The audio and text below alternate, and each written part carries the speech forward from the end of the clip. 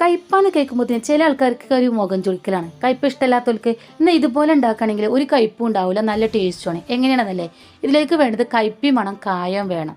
വളരെ സിമ്പിളായിട്ട് ഉണ്ടാക്കാൻ പറ്റും നല്ലൊരു തോരനാണ്. ആദ്യം നമുക്ക് കയ്പ്പ് ഇതുപോലെ ഒന്ന് മുറിച്ചിട്ട് അതിൻ്റെ ഉള്ളത്തെ ചോറൊക്കെ ഒന്ന് മാറ്റണം. ഞങ്ങൾ ഇതിനുള്ളത്തെ ഈ കുരുവിനൊക്കെ ചോറ് എന്ന് പറയും. നിങ്ങളുടെ നാട്ടിലൊക്കെ എന്താ പറയുന്നത് ഒന്ന് കമൻറ്റ് ചെയ്യാൻ മറക്കരുത്. എന്നിട്ട് നമുക്ക് എത്രത്തോളം നെയ്സാക്കി അരിയാൻ പറ്റുമോ അത്രത്തോളം നമുക്കിത് കനം കുറച്ച് അരിഞ്ഞെടുക്കണം. അപ്പോൾ ഇതുപോലെ തന്നെ നമുക്ക് നല്ല പോലെ ഒന്ന് കനം കുറച്ച് അരിഞ്ഞെടുക്കാം. ഞാൻ ഫുള്ളായിട്ട് ഇതുപോലെ കനം കുറച്ച് അരിഞ്ഞിട്ടുണ്ട്. ഞാൻ കണ്ടില്ല എത്രത്തോളം നൈസായിക്കണം. അതിൽ നൈസായിട്ട് നിങ്ങൾക്ക് അരിയാൻ കഴിയുമെങ്കിൽ അത്രയും ടേസ്റ്റ് ഉണ്ടാവും നമ്മളെ തോരൻ കേട്ടോ. അപ്പോൾ ഫുള്ളായിട്ട് ഇതുപോലെ മുറിച്ചെടുത്ത് ഈ ഒരു ചട്ടിയിലേക്ക് നമുക്ക് ആവശ്യത്തിനുള്ള വെളിച്ചെണ്ണ ഒഴിച്ച് കൊടുക്കുക. ആദ്യം തന്നെ നമുക്ക് വെളുത്തുള്ളിയും കരിവേപ്പിനും ഇട്ട് ഒന്ന് മൂപ്പിച്ചെടുക്കുക. ഒന്ന് മൂത്ത് വരുന്ന സമയത്ത് എത്രത്തോളം കനം കുറച്ച് അരിയാൻ പറ്റും അത്രത്തോളം കനം കുറച്ച് അരിഞ്ഞ് സവോള ചേർത്ത് കൊടുക്കുക. നല്ല പോലെ ഒന്ന് വഴറ്റി കൊടുക്കുക.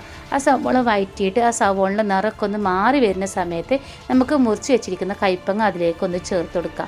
പിന്നെ അതിലേക്ക് നമുക്കൊരു 1/2 ടീസ്പൂണോളം മഞ്ഞൾപ്പൊടി ചേർത്ത് കൊടുക്കുക. പിന്നെ അതിലേക്ക് ഒരു 3/4 ടീസ്പൂണോളം മുളകും പൊടിയും ചേർത്ത് കൊടുക്കുക.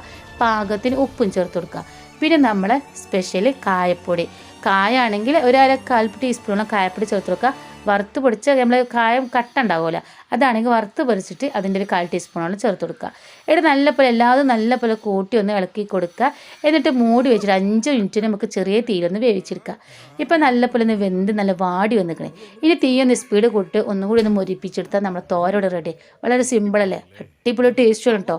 അപ്പോൾ എല്ലാവരും ഉണ്ടാക്കി നോക്കുക. ഇഷ്ടപ്പെട്ടാൽ ലൈക്ക് ചെയ്യാനും ഷെയർ ചെയ്യാനും സപ്പോർട്ട് ചെയ്യാനും മറക്കല്ലേ.